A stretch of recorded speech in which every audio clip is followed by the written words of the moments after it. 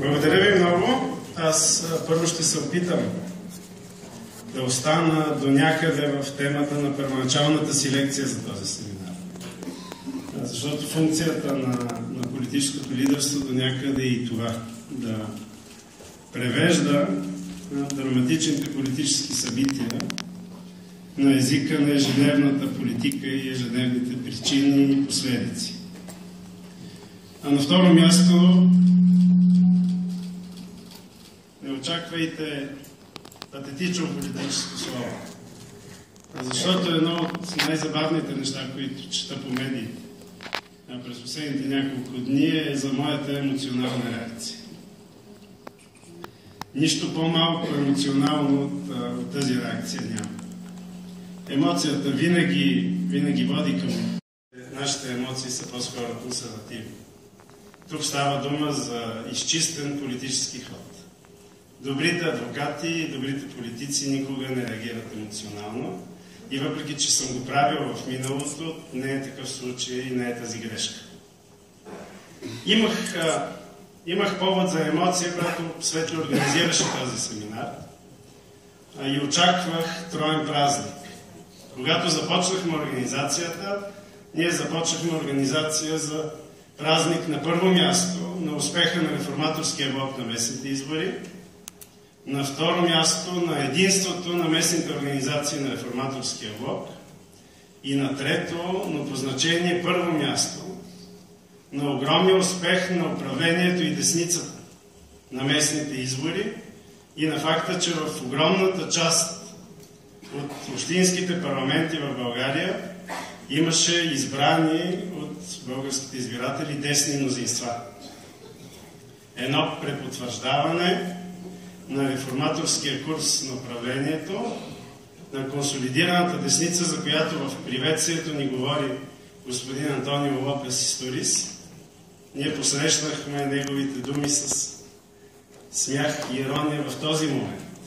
Но само преди 2 седмици нямаше нищо смешно или иронично в момента, в който той ги е записвал. Защото българските избиратели на местните избори през 2015 година гласуваха за десни мнозинства, което е темата, отдавна подготвената тема на моето изказване пред вас, за десни мнозинства в местната власт, за да подкрепят дясното мнозинство в Народното събрание и да дадат, както много пъти след първи и втория тур на изборите казахме, да дадат нова енергия, ново доверие, нова сила за повече десни, повече реформаторски, повече проевропейски политики през 2016 година. Това беше вотът на българските избиратели. Той беше за ГЕРБ и за реформаторския блок. Тези две политически сили спечелиха изборите. Тези две политически сили се оформиха като първа и втора политическа сила в българската национална политика.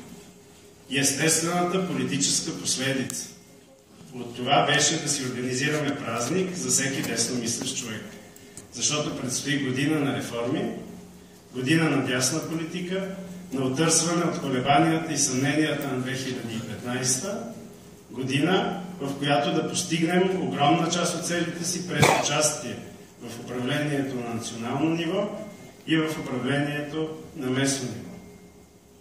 Това беше година, през която вотът на българите ни каза: няма нужда да правите повече компромиси. Вие не зависите от ДПС, вие не зависите от БСП, вие не зависите от АБВ. Десницата в България има мнозинство. Правете си политиката, вървете напред. Това казаха българските граждани. Оказа се обаче, че празникът е различен. Той е един празник, с който ние сме по-свикнали. И той е празника, който правиш преди да тръгнеш на тежка опозиционна борба. Защото десните мнозинства бяха само в главите, в сърцата на българските избиратели и в избирателните урни, изборните резултати. Те бяха проиграни първо в местната власт. И затова темата десни мнозинства в местната власт е всъщност изключително актуална. Темата на тази лекция дава отговор на въпроса защо се стигна до сряда и защо се стигна до вчерашния ден. Защото в тази зала има стотици десни общински съветници и кметове. В огромна част от общините, в които сте избрани, българската десница има мнозинство като брой общински съветници. Къде е само ГЕРБ и реформатори, къде е ГЕРБ, реформатори и други партии в дясно от центъра. Не би трябвало да има проблем във всяка една от общините ви в момента да има дясно мнозинство. И тук аз питам месец и кусур по-късно. Къде са десните мнозинства? Къде са споразуменията за дясно управление на общините? И преди всичко, много по-важно от споразуменията за дясно управление, къде са споразуменията за десни политики? За това какви десни реформи в местната власт ще извърши България в периода 2015-2019? И ви давам отговор. С единични изключения ги няма. От вчера говоря с всички вас. Днес цял ден ви гледам в тази зала и така като гледам в община Видин и в община Стамболийски има дясно мнозинство и споразумение за десни политики. От над 150, може би над 200 общини в България, в които мнозинството от съветниците са десни. Това не е случайно. Това е последица от факта, че вече няма дясно мнозинство в българския парламент. Няма официално, така както от централата на ГЕРБ беше забранено на вашите партньори от ГЕРБ по места да преговарят, да правят мнозинства, да правят споразумения за десни политики, така и в българския национален парламент дясната политика беше зачеркната още от лятото на 2015 година. От средата на тази една година, в която сме на власт, всъщност дясното мнозинство в парламента беше абсолютно ясно, видимо, официално заменено от мнозинство ГЕРБ, ДПС и АБВ, което означава мнозинство на ключовите фигури на тройната коалиция и техните телохранители. Изчезна дясното мнозинство. Това, което стана в сряда, оттеглянето от Юлския компромис за промените в Конституцията, вота на колегите от ГЕРБ против предложението, под което са се подписали, и за предложението на АБВ, които не са подписали Юлското предложение, които не са част от компромиса, не беше някакво изненадващо събитие за никой от нас. Затова казвам, че е смешно да говорим за емоционална реакция, когато говорим за събитие, което ние виждаме от 6 месеца, че се подготви. Това беше кулминация на половин година политически и парламентарни атаки срещу реформаторския блок, но преди всичко срещу програмата на реформаторския блок, срещу реформите, срещу волята ни да променим държавата, срещу волята ни тя да се управлява по друг начин, да се спрат кражбите, да се наложи силата на закона. Точно тези наши предложения системно не минаваха с вота на ГЕРБ, ДПС и АБВ. И обратно, поредица, десетки предложения, които запазват статуквото, които кастрят реформи, които спират реформи, бяха гласувани отново със същото мнозинство. Толкова много пъти, че не можем да говорим за грешка или случайност.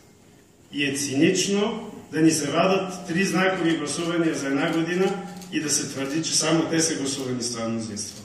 Не 3, много повече от 30 мога да изборя само за периода от юли до сега, голяма част от който беше парламентарна ваканция и после ваканция преди местните избори. Това от лятото се превърна в национална политика. И кулминацията на тази национална политика беше триумфалното събиране на мнозинство, което да каже, че няма да има съдебна реформа.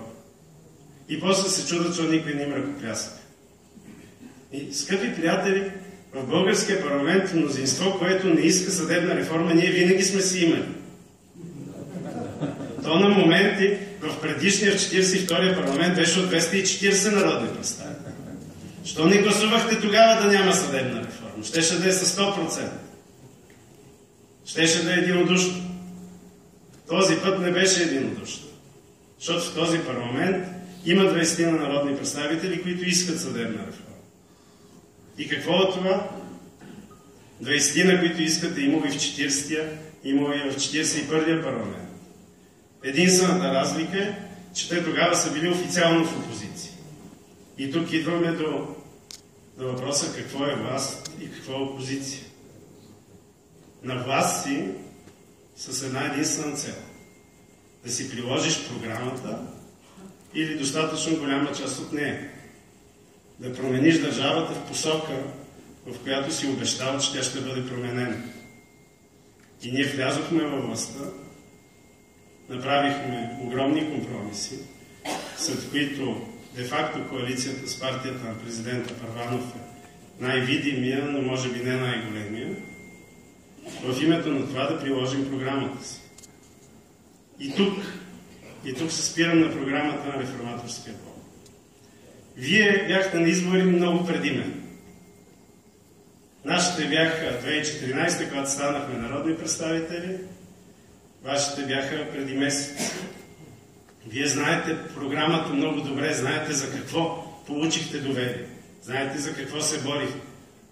И то е толкова ясно, че се казва кратко за промяна, за управление на общините без ДПС и БСП, за отстраняването им от властта, за спиране на кражбите, за спиране на разхищенията в властта. Това е програмата на Реформаторския блок. И в името на тази програма, в крайна сметка, се влиза в управлението на страната. Разликата е, че нас ни излъгаха, че ще влезем в националното управление на страната и ще прилагаме тази програма. През ноември месец с вас вече бяха достатъчно нагли да ви кажат: не влизайте в управлението, защото нищо няма да промени. Ние ще си направим онова мнозинство против промени, което винаги си го е имал. И затова десните мнозинства в местната власт ги няма. Защото за разлика в националната власт я няма дори и лъжата, че нещо ще се промени. И това е голямата разлика. И затова казвам, че ние в градация вървяхме към кулминацията на този политически процес. От лъжата, че ще се променя, до самодоволното решение, че нищо няма да се променя, защото има огромно мнозинство за това решение. Само че в това мнозинство има една голяма лъжа. Огромна част от избирателите на ГЕРБ са хора, които гласуват за промяна. Огромна част от избирателите на ГЕРБ бяха излъгани два пъти. И през 2014, и през 2015, и на националните, и на местните избори, че ГЕРБ ще прави дясно управление. Че ГЕРБ няма да управлява с комунистите и че ГЕРБ няма да управлява с Движението за права и свободи. Че ще има промяна. В крайна сметка, това е, което не се случи. И това позициониране на управляващите към програмата ни определят и къде стоим ние спрямо тях. Има още нещо. Хората ни подкрепиха както заради промяната, която обещаваме, заради обещанието, че заедно с ГЕРБ ще се осъществи такава промяна, така и заради единството. Този празник днес се състои в по-малка степен, отколкото трябваше. Трябваше тук общинските съветници да са 558 и да са от 6 политически формации и множество безпартийни. Към настоящия момент са малко под 300 общински съветници и кметове. Отново представляват всички партии в блока, но голямата част от колегите ни, които не са от Демократия силна България, не участват. Искам да подчертая, че гражданската квота, непартийните кандидати и за кметове, и за съветници, както и победителите в избори, които са в такава гражданска роля от страна на Реформаторския блок, са всички тук и много им благодаря за това.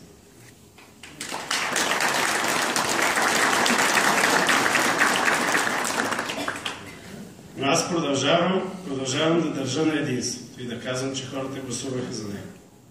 Но това е единство около идеи, цели и политическа програма.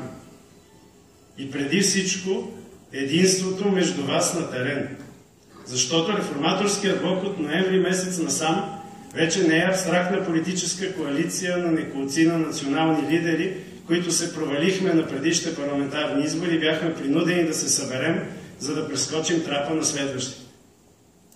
Реформаторския блок е вече жив организъм, жива човешка тъкан, 558 души, избрани всичките мажоритарно, с преференциите на своите съграждани, 30 кмета, десетки кметове на населени места, десетки вече заместни кметове и представители на висшата администрация. Реформаторският блок е тук. Реформаторският блок сте вие и трябва да имате в себе си яснота за огромната отговорност, която вие от тук насетне носите за единството на блок. И аз за това искам да попитам.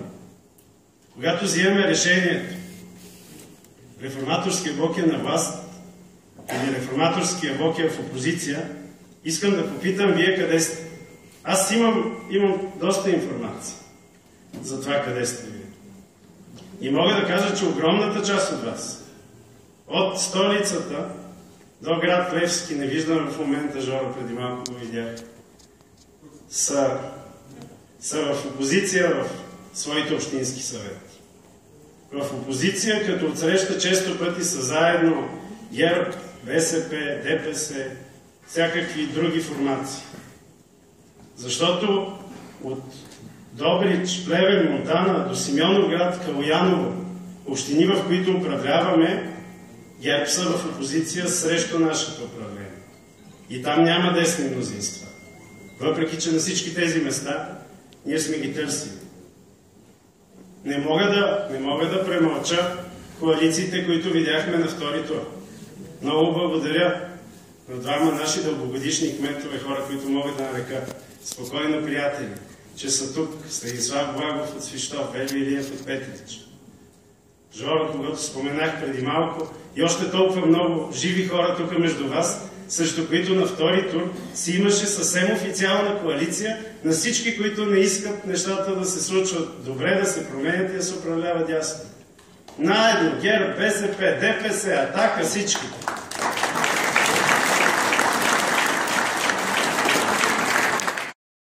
Ако е така, ако това е решението на правителството в България, единият реформаторски блок е в опозиция. Както огромното мнозинство от вас са в опозиция на коалиции между ГЕРБ, БСП, ДПС, АБВ, Атака и всякакви други странни комбинации. И ако националните лидери искаме да сме единни с реформаторския блок, с вас, съм убеден, че нашето общо решение също трябва да бъде това. Защото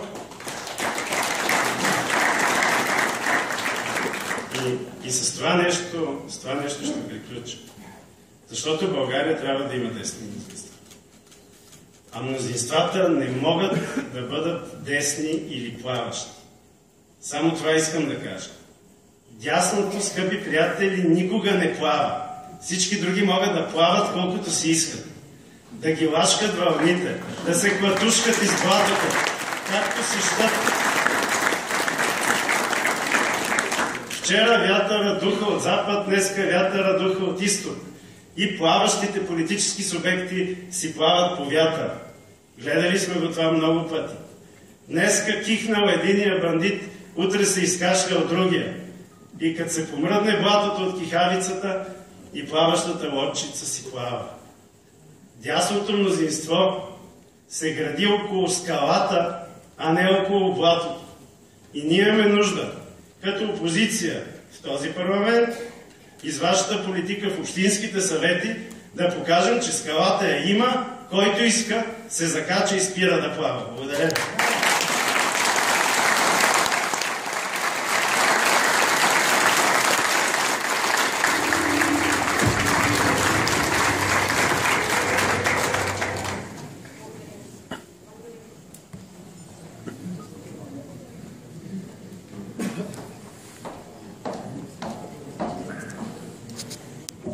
Благодаря ви, господин Кънев.